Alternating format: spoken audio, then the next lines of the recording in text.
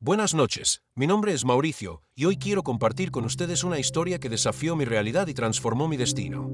Hace unos meses, mientras me encontraba inmerso en la investigación de los secretos del mundo del baloncesto europeo, descubrí algo tan insólito como perturbador, un vínculo oculto entre algunos de los jugadores más destacados del Eurobasket y una serie de aplicaciones de terror que, lejos de ser simples herramientas de entretenimiento, parecían esconder un misterio sobrenatural. Si al igual que a mí les fascina adentrarse en relatos que rozan lo inexplicable, les invito a que se queden hasta el final, por supuesto, a suscribirse a este canal para no perderse ninguna de mis próximas historias. El descubrimiento. La historia comenzó en una fría noche de invierno en Estambul, ciudad de contrastes y secretos milenarios. Había llegado a la ciudad para cubrir el torneo Eurobasket y, entre entrevistas y partidos intensos, me encontraba con tiempo libre para explorar la cultura local y, sobre todo, para indagar en los rincones más oscuros de la red. Durante una de esas noches de insomnio, mientras revisaba foros y chats de aficionados, me topé con un hilo de conversación que parecía sacado de una pesadilla. Los usuarios hablaban de una aplicación de terror que, supuestamente, era la favorita de varios jugadores de élite. Lo curioso era que no se trataba de un juego común, sino de una aplicación que ofrecía experiencias inmersivas y perturbadoras, capaces de alterar la percepción de la realidad de quienes la utilizaban. Decidí seguir aquella pista y, poco a poco, fui reuniendo testimonios anónimos y fragmentos de conversaciones filtradas. Algunos decían que la aplicación permitía a sus usuarios comunicarse con entidades del más allá, mientras que otros aseguraban que tras usarla se percibían sombras y susurros en los vestuarios y gimnasios de entrenamiento. Entre los testimonios, se repetía el nombre Noctis, una aplicación que se hacía cada vez más popular entre los deportistas que buscaban escapar del estrés y la presión de la competencia. El misterio se profundiza. Conforme avanzaba mi investigación, comencé a entrevistar a personas cercanas al ambiente del baloncesto. Un exentrenador, que prefirió mantenerse en el anonimato, me confesó en voz baja: hay jugadores que, en la soledad de sus habitaciones, usan esa aplicación para sentir que no están solos. Es como si quisieran ver, o tal vez invitar, algo que va más allá de lo natural. Esas palabras me helaron la sangre, pero también despertaron mi curiosidad. ¿Qué era lo que atraía a estos deportistas de alto rendimiento hacia una experiencia que, en apariencia, rozaba lo paranormal? Decidí acercarme a algunos jugadores con un perfil más reservado. En conversaciones discretas, algunos me revelaron que, tras cada partido crucial, se reunían en chats privados para comentar las experiencias vividas tras usar la aplicación. No se trataba únicamente de juegos de terror, sino de vivencias que alteraban la mente y el espíritu. Uno de esos jugadores, a quien llamaré Alejandro, me contó en una entrevista confidencial que había descargado la aplicación por pura curiosidad. Según sus palabras, la primera vez que la usó en el vestuario, sintió como si la pantalla cobrara vida y mostrara imágenes que parecían sacadas de una dimensión paralela. Era como si los fantasmas del pasado se manifestaran en esos píxeles, afirmó con voz temblorosa.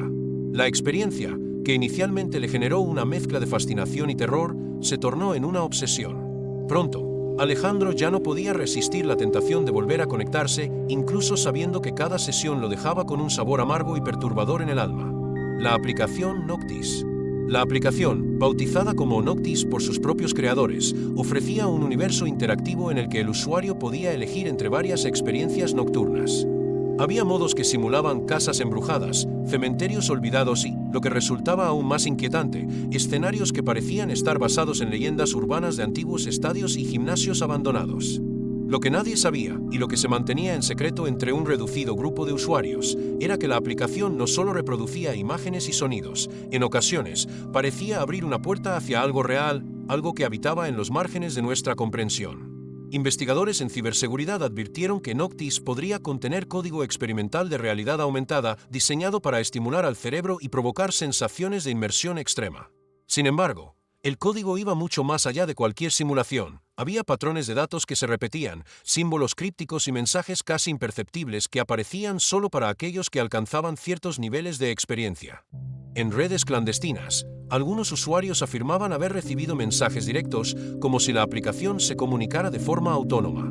Una leyenda urbana empezó a correr: si miras fijamente la pantalla a medianoche, Noctis te responderá.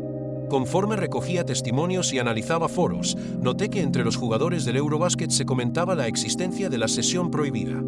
Era una modalidad oculta dentro de la aplicación que prometía una experiencia sin retorno, donde la línea entre la ficción y la realidad se desdibujaba por completo. Los relatos coincidían en algo inquietante: Quienes se atrevieron a entrar en esa sesión afirmaban haber visto rostros espectrales, figuras que se desvanecían al parpadear y voces que susurraban secretos olvidados. Algunos, al terminar la sesión, se sumían en episodios de insomnio y paranoia durante semanas. La noche del partido crucial. Recuerdo especialmente la noche en que se jugó uno de los encuentros más importantes del torneo. El ambiente en el estadio estaba cargado de emoción, y la tensión era palpable en cada pase y en cada salto. Pero lo que pocos sabían era que, tras el pitido inicial, un grupo selecto de jugadores había decidido reunirse en una sala privada, lejos de la mirada del público, para llevar a cabo una sesión especial en la aplicación Noctis. Entre ellos estaba Carlos, un ala pívot de gran trayectoria, y Mateo, el base con fama de ser un tanto excéntrico fuera de la cancha. La idea, contaban, era relajarse antes del partido, de paso, buscar en la aplicación una especie de protección contra la presión del juego. La sesión comenzó de forma inocua, imágenes de pasillos oscuros y viejas gradas iluminadas por luces intermitentes. Pero, a medida que la noche avanzaba, algo cambió. Los dispositivos comenzaron a emitir un zumbido casi imperceptible y la pantalla se volvió un espejo de sombras danzantes.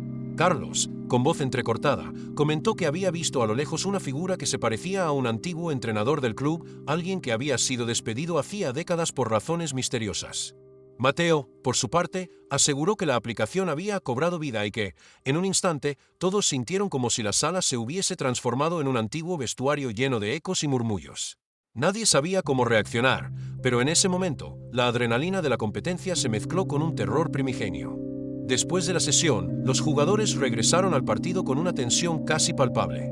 Durante el encuentro, se notaba que algo había cambiado en ellos. Las miradas se perdían en pensamientos oscuros y, en varias jugadas, se observaba un desconcierto inexplicable en sus rostros. Al final del partido, que terminaría con una victoria agónica, algunos jugadores se retiraron en silencio y solo unos pocos hablaron sobre lo sucedido, como si compartieran un pacto tácito de silencio. Una investigación personal. No pude resistir la tentación de profundizar en este enigmático suceso.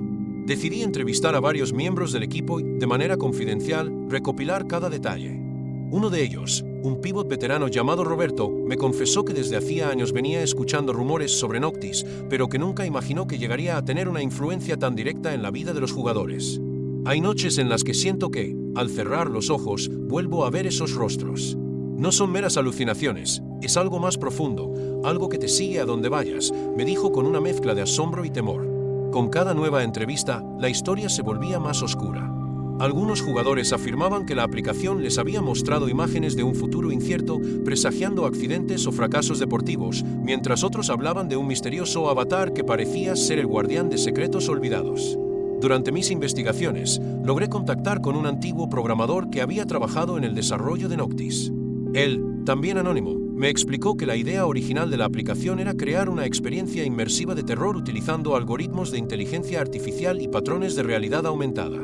Sin embargo, lo que nadie anticipó fue que, al mezclar códigos de distintas procedencias y algunas líneas de programación experimentales, se abriera una especie de canal de comunicación con aquello que denominó la oscuridad digital.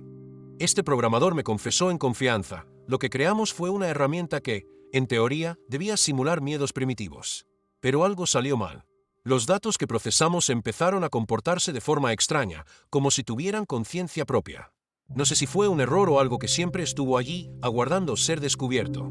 Esa declaración me dejó perplejo, pues parecía sugerir que la aplicación no solo entretenía, sino que también podía conectar con fuerzas desconocidas. La sesión prohibida, un umbral inexplicable. La leyenda de la sesión prohibida se esparció rápidamente entre quienes conocían los oscuros secretos de Noctis.